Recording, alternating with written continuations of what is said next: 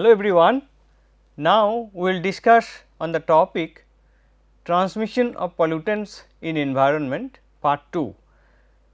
In the part 1 we have seen that pollutants get entry into the environment in water, in air, in soil, and these are transmitted from one place to other place and particularly gets entry into the human body and any other living organisms and creates different types of impacts. And now we will discuss on the transmission of groundwater contaminants, hydraulic gradient and groundwater flow, retardation and transmission of surface water contaminants. So, now we will see what is aquifer and how the groundwater is contaminated and how the contaminants transfer from one place to other place. So, an aquifer is a body of rock and or sediment that holds groundwater. So, you see the figure here. So, this is unconfined aquifer and this is confined aquifer, and in between we have one low hydraulic conductivity confining unit. So, and this is very low hydraulic conductivity bedrock. So, this is our bedrock and we are having here some layer, that is your confining layer, and we are showing here unconfined aquifer and confined aquifer. An aquifer is an underground layer of water bearing permeable rock, rock fractures or unconsolidated materials. Groundwater from aquifers can be extracted using a water well. So, here we can anywhere we can put an well, so that water can be extracted from that place. So, this is a definition of aquifer and which provides water, and water can be extracted through the well. Now, the contaminants may enter into this groundwater. How? Through the percolation.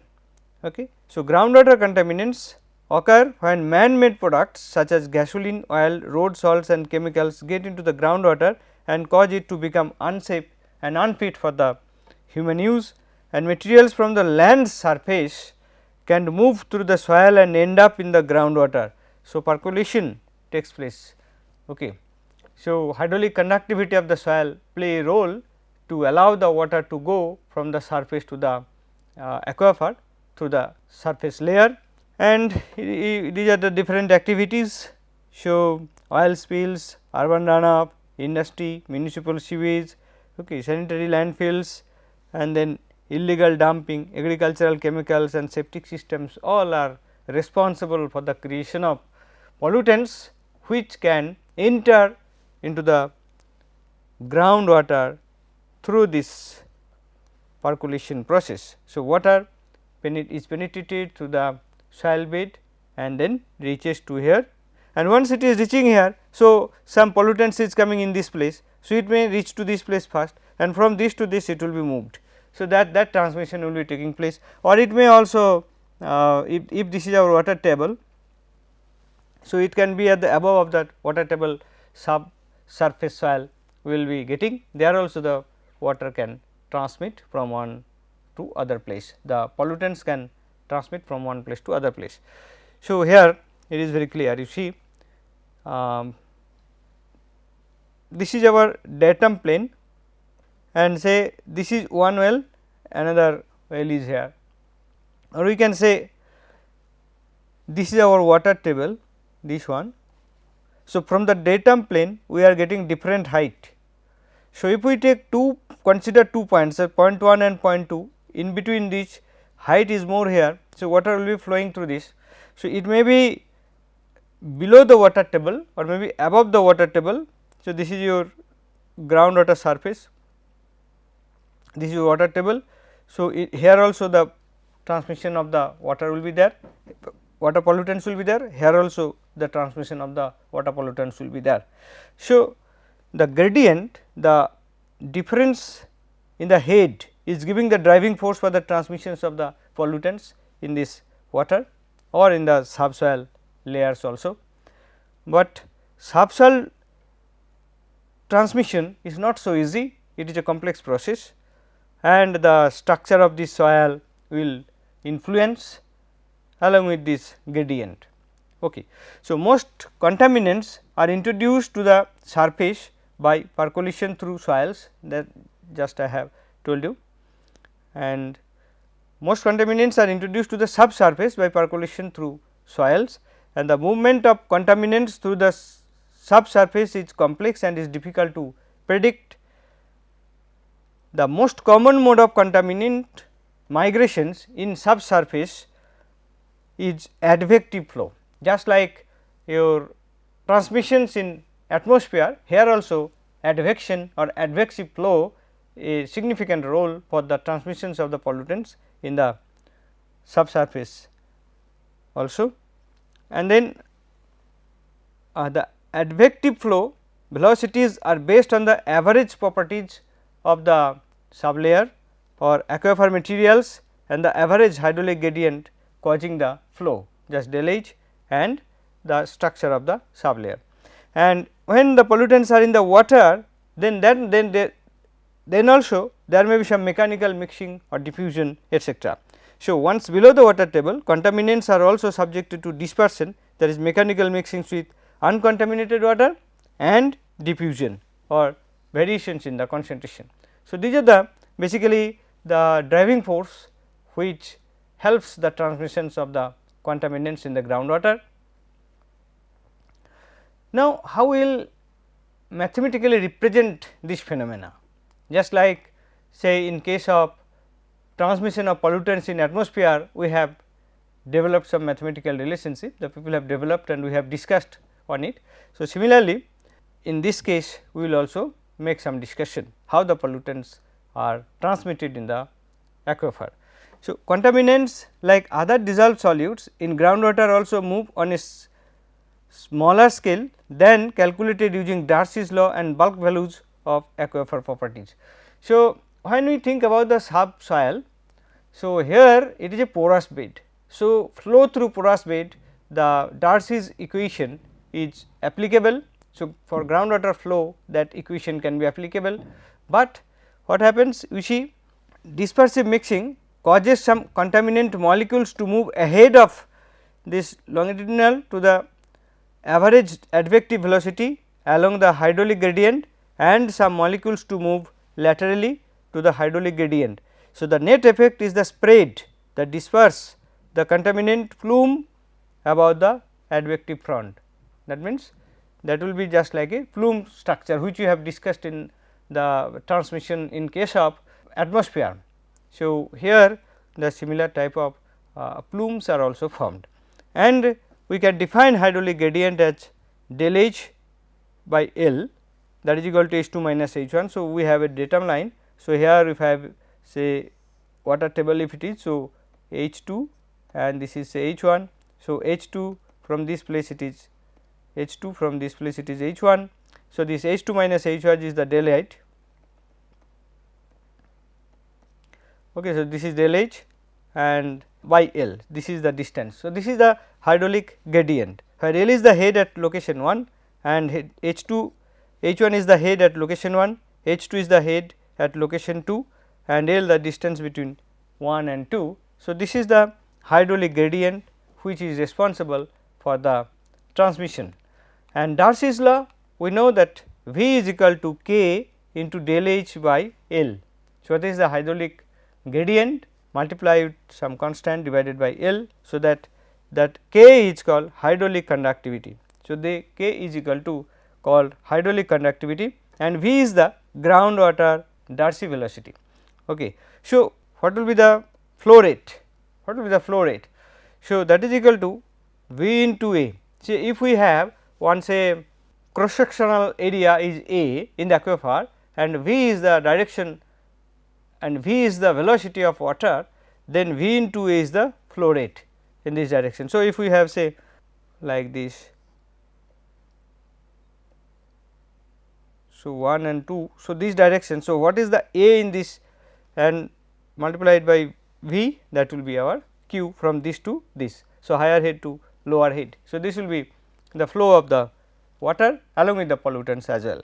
So, these are the different values of the porosity and the hydraulic conductivity. As we mentioned that the porous structure of the aquifer materials will be responsible for the flow of the water as well as the pollutants, and similarly the hydraulic conductivity here we have discussed, that is also responsible, and this table shows the values, typical values for different types of materials present in the aquifer. Okay. So, now we see that when the water moves, then pollutants present in it may be equally move with the velocity or may not be able to move equally with the velocity of the water or water molecules, because there will be some interactions between the aquifer materials with the pollutants. So, if there is no interactions, that is theoretically the water velocity and the velocity of the pollutants will be same, and we see here if we have here the water is going on. So, these are the pollutants and these are the materials. So, these materials may have some interactions, and if there is no interactions, so all will go, there will be no variations, all water and pollutants will go, but if there is some interactions, the pollutants will be adsorbed by these materials present in the aquifer. So, the front head if we see, the pollutants may be the amount of materials passing through this will be reduced.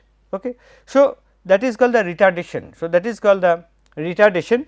The chemical retardation occurs when a solute reacts with the porous media and its rate of movement is retarded relative to the advective groundwater velocity, and retardation can occur by a variety of processes including adsorptions and precipitation. So, retardation rates of contaminants are likely variable and typically range from 0 to 10 times slower than the advective groundwater velocity. So, these are some typical velocity, that sometimes it may be 0 and sometimes it may be up to 10. And it has been said that some solvents like say TCE and PCE, which are trichloroethylene and perchloroethylene, they can sorb onto particles of the organic carbon present at the aquifer matrix. So, that is the reason why the flow of the pollutants will be lower, the velocity of the pollutants may be lower than the advective velocity of the water, and retardation can occur. Then how to quantify this retardation? We have used one factor, that is called retardation factor. So, what is that? The ratio of total contaminant in a unit volume of aquifer to the contaminant dissolved in groundwater. So, you have some aquifer. So, per unit volume we take, then what is the concentration and what is the concentration in the whole water. Okay. So, dissolved material concentration in the water C2 and C1 is the concentration of the pollutants in the unit volume of the aquifer. So, here water and materials will also be available. So, if it is 1, the ratio is 1, that means all the contaminants are dissolved in the water, but if it is 5, that means all pollutants or contaminants are not dissolved in the water, some are associated with the materials, aquifer materials. Okay.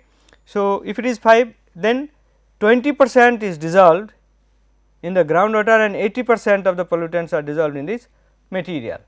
So, this is the concept of retardation factor, and more the value of retardation factor, lesser the solubility of the pollutants in the water. So, the availability of the water in the downstream will be lower, and in this the relation R is equal to V dash water by V dash contaminant, that is equal to velocity of water and then velocity of contaminant. So, that way also we can define. That means, certainly the if it is captured by the materials, this velocity will be reduced. So, that velocity of water by velocity of contaminants, this ratio also give us the R value. Okay. Now, we will discuss the transmission of surface water contaminants.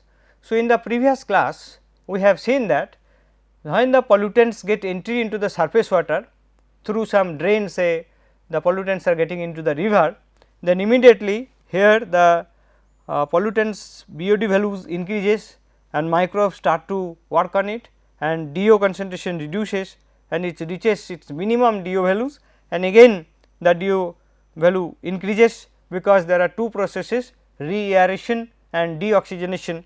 So, reaeration from air, oxygen enters into the water, and deoxygenation means the oxygen is consumed by the microorganism to degrade the organic compounds. So, in the water two opposite phenomena goes on, and gradually the requirement of oxygen or consumption of oxygen by the microorganisms reduced, and ultimately, but the reaeration rate remains constant. So, gradually ultimately reaches to the saturated DO level. So, that we have already discussed. Now, we will be discussing how can we predict the DO level at any location downstream of this entry of the pollutants in the river stream, how these pollutants are distributed or how these pollutants are transmitted. Now, we see we had a river. So, another point from discharge point from municipal sources, it is coming here say, and we have a river 1, this is our waste stream and this is our river stream. So, after that immediately it is mixing.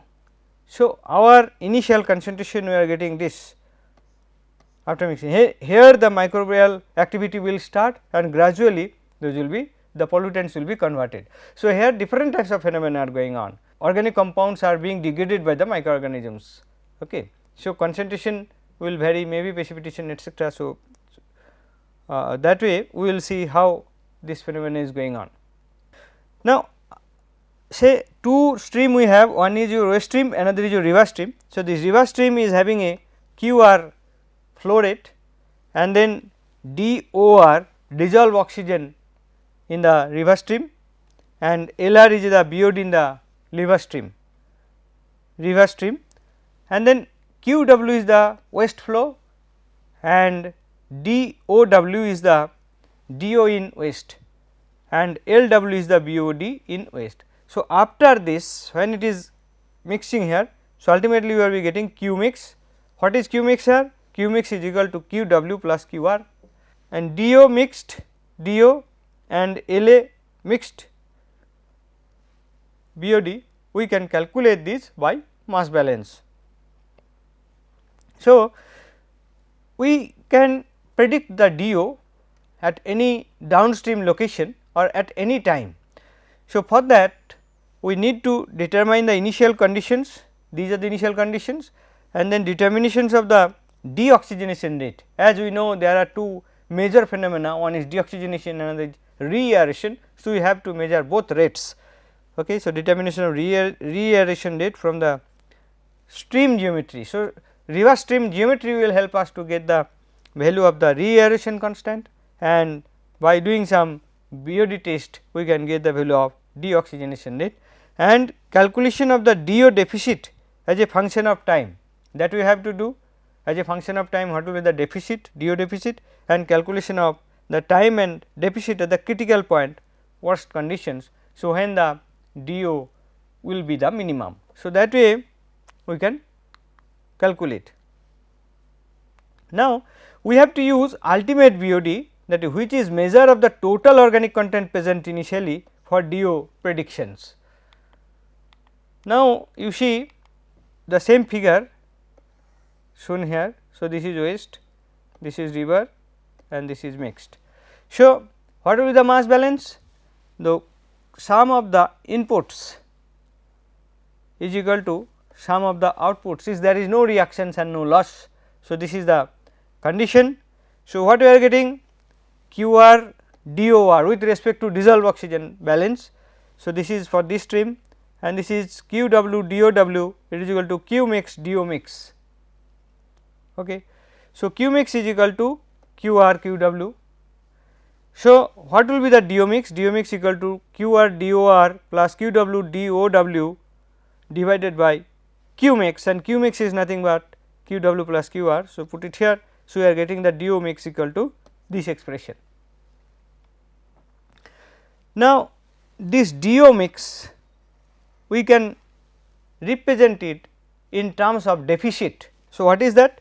Deficit equal to what is the saturated dissolved oxygen value minus the DO actually available in the mixture. So, DOS minus DO mix, that is equal to DA as the after mixing what is the deficit oxygen, deficit of oxygen. So, DA is equal to, so we are getting DOS minus DO mix, DO mix. So, DO mix we replace this one. So, this expression we are getting here as DA. So, DOS we know that saturated value and it will depend upon the temperature and conditions. So, that we can get from any reference. So, like say Gilbert Masters we can book, we can refer to get the value of this DA. Normally it is say around 9 ppm. So, at normal condition. And similarly, applying the mass balance on the organics over the relevant control volume, initial ultimate VOD concentration after mixings, that is LA, we can calculate LA into QW plus QR, that is equal to QW LW plus QR LR. So, that way we can get the value of LA and also you can get value of DA. Initial value determination is done. Now, we have to determine the value of reaeration rate and deoxygenation rate. Okay. Now, reaeration rate, always oxygen is coming from the atmosphere to the water. So, in that case the governing expression is dC by dt equal to KLA into Cs minus C, where KL is the gas transfer coefficient, oxygen is being transferred from the atmosphere to water, because concentration of oxygen is more in case of atmosphere. So, Kr is the reaeration coefficient and Ct is the concentration at time t and Cs is the saturation concentration from Henry's law. So, what is the saturation concentration of oxygen in the water minus what is the concentration of any time t, that is our driving force, multiplied by Kr, that is equal to nothing but reaeration coefficient, and this Cs minus Ct is nothing but the D deficit. So, this is the expression dC by dt equal to KRD. So, greater the deficit, greater the rate of transfer of oxygen from the gaseous to the aqueous phase. Now, what will be the value of Kr? Kr value depends upon the geometry of the streams. If we know the velocity, that is average stream velocity, if we know in meter per second, and if we know the average stream depth in meter, then this formula can be used, that is your Corner-Dobbins correlation. So, Kr is equal to 3.9 u to the power half by h to the power 3 by 2. So, by that way we can calculate the value of Kr, and temperature may vary. So, Kr correction is needed. So, Kr equal to Kr 20 into theta to the power T minus 20, when Kr 20 is the reaeration constant at 20 degree centigrade and theta value is equal to 1.024. Then deoxygenation rate. So, deoxygenation rate will be proportional to the BOD available. Okay, more the BOD available or more organics available, more will be the degradation. So, rate of deoxygenation is Kd into L theta, where L theta is the ultimate BOD remaining at hydraulic retention time theta, and Kd is the deoxygenation rate coefficient per day. And here also this Kd value we can make some correction for temperature. So, Kd equal to Kd theta, Kd equal to Kd 20 theta to the power T minus 20. So, here Kd 20 is the value of deoxygenation rate constant at 20 degree centigrade, and theta value is 1.135 when the T is between 4 and 20 degree centigrade, and 1.056 when T is between 20 and 30 degree centigrade. So, these are people have already worked on it and they have given these recommendations, and this is mostly used for the calculation purpose. And then if we do the mass balance, now we have dd by d theta, how the deficit is changing. So, one method, that is your deoxygenation, another method is reaeration. So, deoxygenation is reducing the concentration and reaeration is increasing the concentration of oxygen in the water. So, the difference basically will be d d by d theta. When we have more value of deoxygenation, then we will be our d deficit will be increasing, and then when this value is less, then deficit will be decreased and ultimately saturation value can be achieved. So, this is the expression, governing expressions which can be used to calculate the deficit. Now, rate of change in Diode deficit is equal to the deoxygenation rate minus the reaeration rate I have just discussed, and the deficit increases when there is more organic content due to degradation of organics in the presence of oxygen by microbes, and deficit decreases due to reaeration, just we have discussed.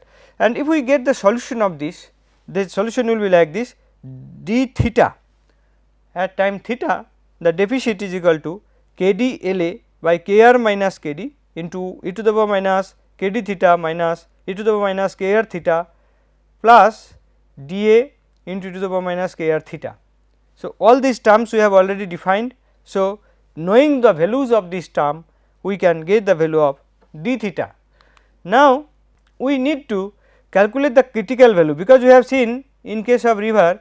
So, when the stream is coming and river is flowing, so in that case the DO reaches maximum and then again attains the saturated value. So, this point at the minimum point.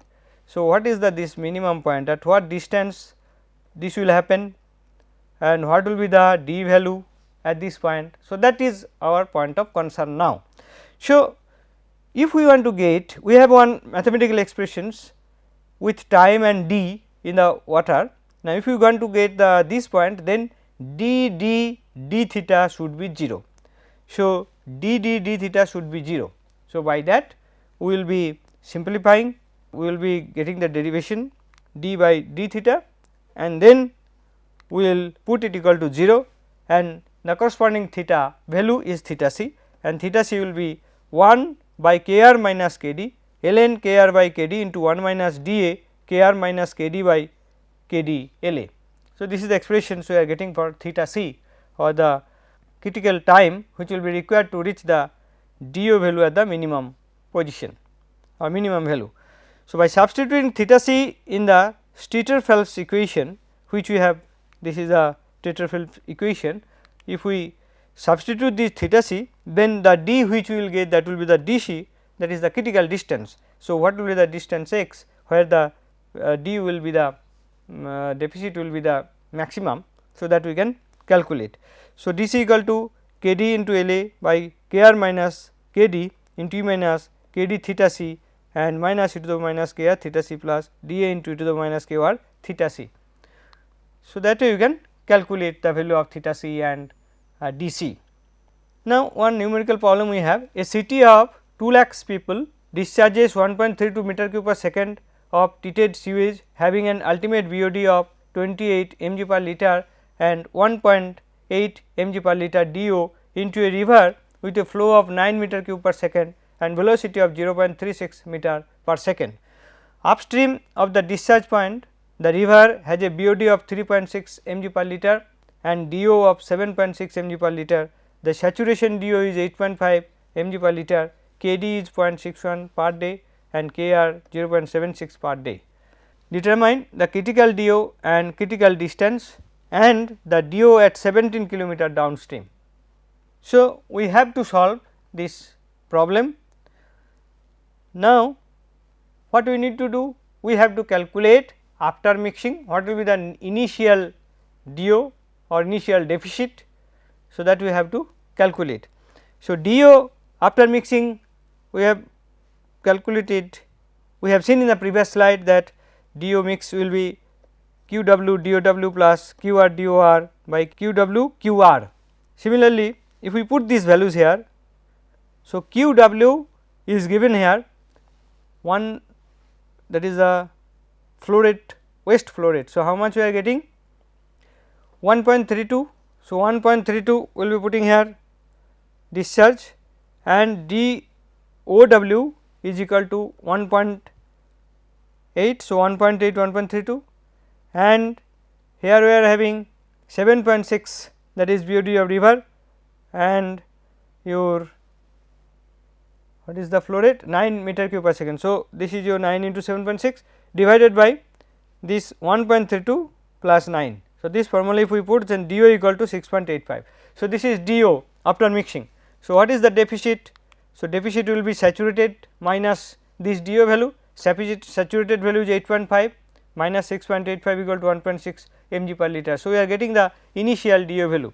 So, initial ultimate BOD how much here, that is L equal to Q W L W Q R L R by Q W Q R. So, here we will be putting the value, then we are getting 28 into 1.32 plus 3.6 into 9 divided by these two 1.32 plus 9 10.32. So, we are getting 6.75.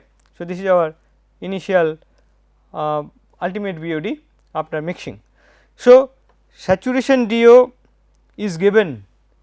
So, no need to look up. So, this value is given, we do not need to look up, and ultimate BOD given, no need to calculate from BOD 5, and Kr value is given, we do not need to calculate it from the geometry of the stream, and Kd value is also given.